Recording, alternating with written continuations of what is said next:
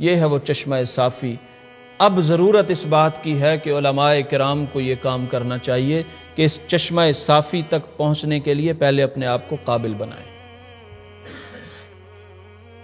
افسوس کی بات یہ ہمارے ہاں 2 مرلے کے دارالعلوم کھل گئے ہیں، 2 سال کے 4 سال کے کورسز شروع ہو گئے ہیں۔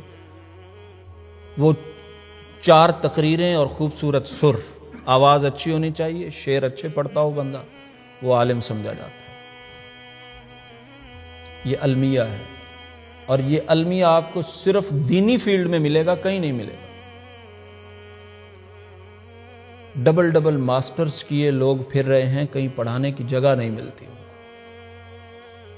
ڈبل ماسٹرز، ٹرپل ماسٹرز کیے ہوئے پڑھانے کی، انٹرویو لیتے ہیں، چیک کرتے ہیں، کہیں انٹرویو پر پورا نہیں اترتے، کہیں کوئی مسائل ہوتے ہیں انہیں ریجیکٹ کر دیا جاتا ہے، یا 2 سال کسی مدرسے میں کوئی لگا کے آئے، آپ اس کو اپنا ممبر پیش کر دیتے ہیں، آ رسول اللہ کی نیابت کر۔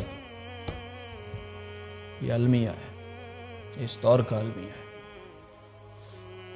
اس ممبر پر بیٹھا شخص، اس محراب میں کھڑا ہوا شخص اللہ اور اس کے رسول کا نمائندہ ہوتا ہے، اللہ اور اس کے رسول کا نمائندہ۔ ایسے قابل اور اہل شخص کا انتخاب کیوں نہیں کیا جاتا اپنے ممبروں کے لیے؟ میں ہر مسلک کو دعوت دیتا ہوں، سارے مسلک میرے ہیں، آؤ ہم مل کر ایک ایسا فیصلہ کریں کہ رسول اللہ کی نیابت وہ شخص کرے گا جو اس کا اہل ہوگا۔ ذرا اس کو لغت پر، منطق پر، فلسفے پر، صرف و نحو پر، گرامر پر، حدیث پر، اسماء الرجال پر، علوم تفسیر پر، تاریخ پر، ذرا اس کو پرکھیے تو صحیح، اس کے اندر ہے کیا؟ 2 شعر 2 آیتوں کے ترجمے، اور وہ رسول اللہ کی نیابت کر رہا ہے، اتنا بڑا علم اس کی بات کر رہا ہے۔ یہ نقصان ہو رہا ہے، دین کا نقصان ہو رہا ہے۔ کوئی اپنی چھوٹی سی اکیڈمی کا نقصان نہیں کرتا، چھوٹے سے سکول کا نقصان نہیں کرتا۔ گورنمنٹ ٹیچر لگنے کے لیے کتنے پاپڑ بیلنے پڑتے ہیں، یا رسول اللہ کا نمائندہ لگنے کے لیے کسی اہلیت کی ضرورت نہیں ہے۔ حضرت عائشہ حدیثیں لکھتی تھیں، حضرت ابو ہریرہ حدیثیں لکھواتے تھے، ان کے شاگرد تھے، حمام بن منبہ ان کا نام تھا۔ حضرت عبداللہ بن عمرو بن عاص حدیثیں لکھتے تھے، ایک صحیفہ حضرت علی کے پاس تھا، اس طرح ابو سعید خدری کے پاس تھا۔ یہ تمام صحائف نبی کریم صلی اللہ علیہ وسلم کے احادیث کے آج بھی موجود ہیں، آج بھی لائبریریوں میں پڑے۔ تو قرآن بھی محفوظ ہے، احادیث بھی محفوظ ہیں، صحابہ کی سیرت بھی محفوظ ہے۔ ایسے سچے کھرے علماء وقت کی ضرورت ہیں جو صرف اللہ سے ڈرتے ہوں، کسی کا ان کے دل میں خوف نہ ہو، کسی کی محبت نہ ہو، کسی ایجنڈے پر نہ ہو، کسی کے لیے جھکتے نہ ہو، کسی کے لیے مرتے نہ ہو، کسی کے لیے جیتے نہ ہو۔ ان کی زندگی کا مقصد اللہ کی رضا ہو اور رسول اللہ کا دین دنیا میں پھیلانا ہو۔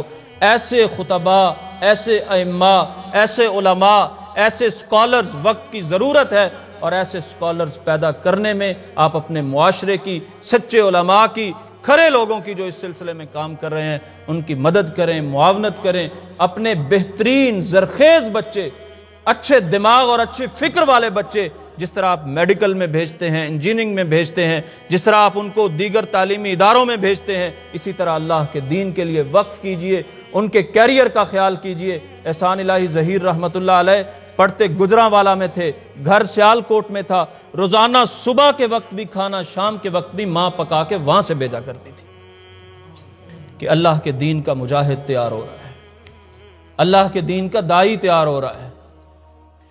اپنا بہترین بچہ، خوبصورت ٹیلنٹ والا بچہ، وہ اللہ کے دین کے لیے وقف کریں اور اس کی پیروی کریں، ساتھ ساتھ پیروی کریں۔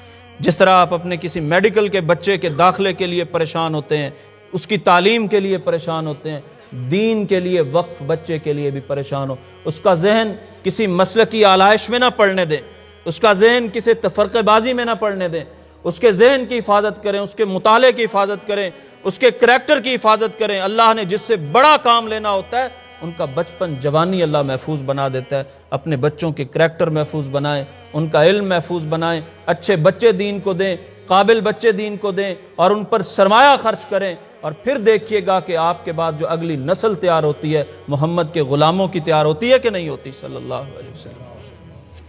ہم نے آج تک دین کو دیا کیا ہے؟ یہ چند روپے، خون دینا پڑتا ہے، اپنی اولادیں دینی پڑتی ہیں، ان کی پیروی کرنی پڑتی ہے، خیال رکھنا پڑتا ہے۔